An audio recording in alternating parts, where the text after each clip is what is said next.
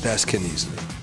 There are some guys who can hit and not cover. There are some guys who can cover and want nothing to do with the contact.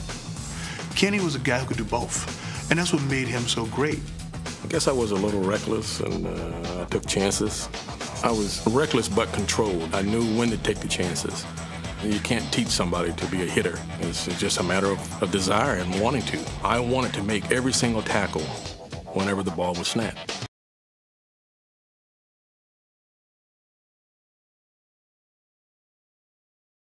Made his mark as the unit's enforcer.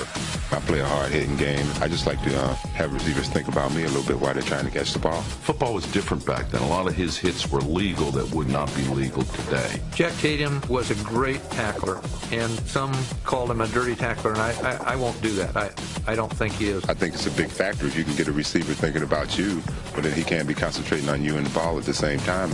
Jack Tatum wanted to be known as the one guy to ever play the game. Maybe Tatum's biggest hit came on football's biggest stage when, in Super Bowl 11, he launched into the Vikings' Sammy White. Great hit, wasn't it? That right there alone should put Jack at #1. Have you ever seen that in football?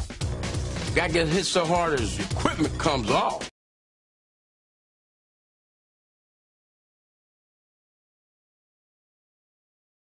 I always wanted to hit people. That's my way of showing my personality, releasing who I was. I know the offensive players get the glory, they get the game balls, and they get the girls and stuff like that, but I always just want to knock somebody in their mouth. Shut up! I'm gonna hit him right in his mouth.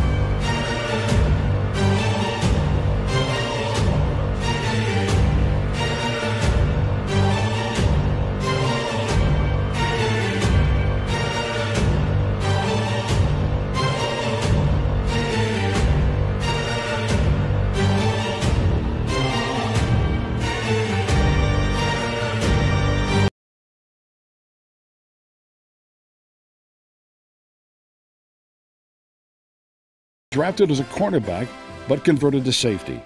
Larry, along with defensive coach Chuck Drulis, developed the safety blitz. No one had ever tried that before, something commonplace now in the NFL. Larry played with an abandon and courage that was an inspiration to everyone who played around him. Some opposing quarterbacks still wake up in the middle of the night and see number 8 coming into their face mask. He was an All-NFL 6 times, played in 8 Pro Bowls. He finished his playing career with 52 interceptions, including the one that fans still talk about, an interception with casts on both of his broken hands.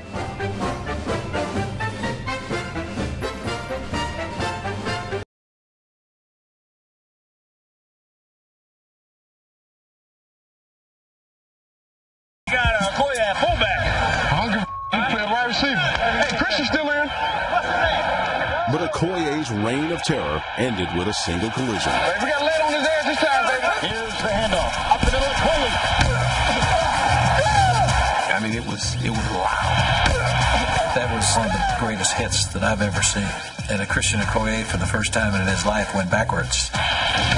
He stood over the guy and taunted him.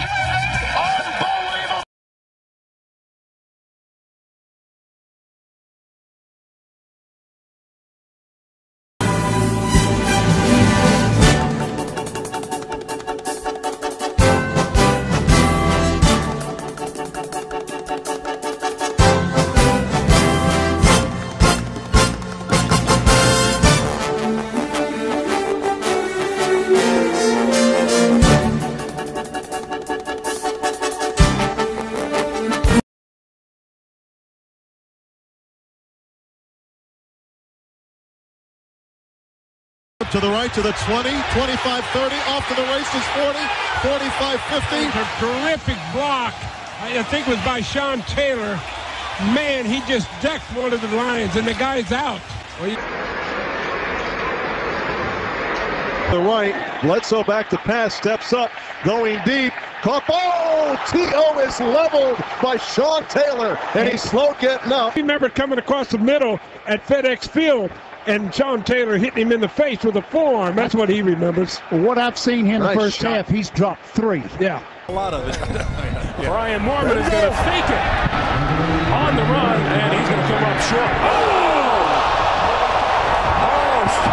Sean Taylor. Fake. It might be he just decided to run with it, but Sean Taylor came from about 30 yards back and just ran right to and through. Whether it was his decision or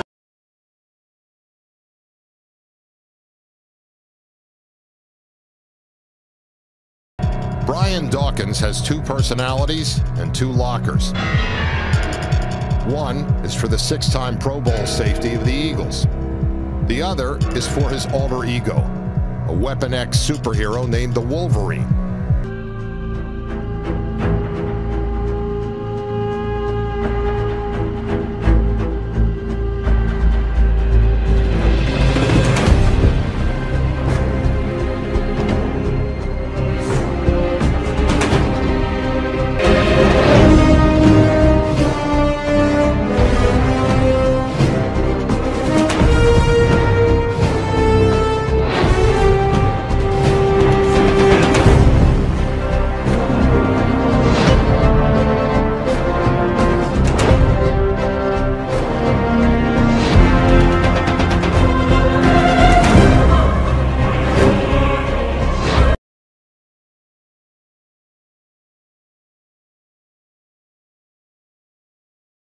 The Cowboys, and with 29 seconds still remaining, he stood facing 4th down at the Washington 4-yard line.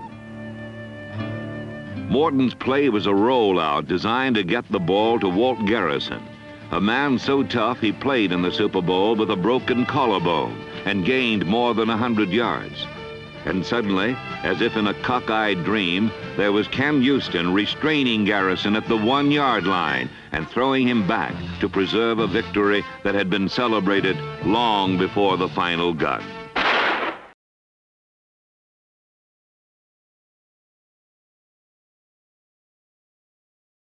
2009 season, week 1, Titans Steelers. That's one-handed interception. Stop it. Odell, week 11, Chargers Steelers back in 2008. How about those ball instincts right there? This is an iconic moment. Over the top on Joe Flacco one time, and then over the top on the goal line against I called Harry. this game. Flacco in the gun. Then it's intercepted. Joe Colorado at the 40, 35-30. Flacco's at the 25. He's running right at the 15. He turns and goes for the goal line, and he's in for the Pittsburgh Steelers. Touchdown.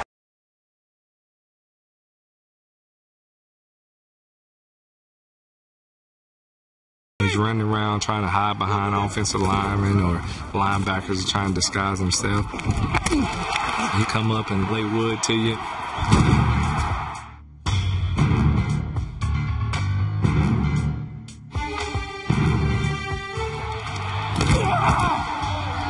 What's up, boy? He sees a lot of different things, and he likes to jump coverages. Usually, 90% of the time, he's correct, and that's why the reason he's got so many interceptions throughout his career. I didn't want to be that guy who say, this is what I could have did. I could have been this, I could have did this, and that always drove me. Ed Reed was Baltimore's first-round draft pick in 2002. Just 2 years later, the versatile safety was the NFL's Defensive Player of the Year. He can play offense. I really think he can go up and line up as a wide receiver. When that ball's in the air, he's always thinking about scoring.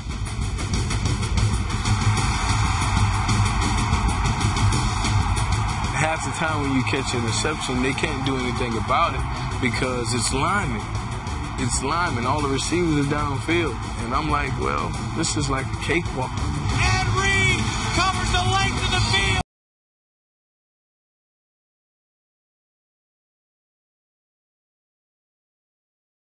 He was a destroyer. I think he realized that, to really play this game at the level and to be recognized as one of the best ever, you have to have a little bit of craze inside you. When you go play the game of football, it's a violent game.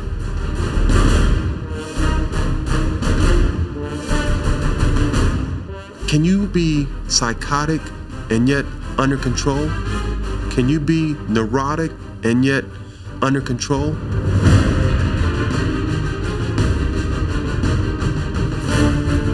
He wanted to hurt you. He wanted to hurt your family that was listening. He wanted the entire family to be upset and worried. I mean, that's just the way he played. He would sacrifice his body. I think it was Timmy Newsom. I was trying to tackle him. Unfortunately, his helmet kind of smashed my finger against my shoulder pads. I had to go see the doctor so he could repair it. He says, well, look, one of your bones is missing in the finger. I chose to get the finger amputated so I could play. How many of us would cut off the tip of our finger in order to continue playing the season? I think he would be the only one that would do it. So you're saying you wouldn't? Oh, absolutely not. Everybody sold out this week. Everybody. Damn, it's great, isn't it? You gotta love it. He is a legend of the game, not just a guy who played. He's what the game is all about.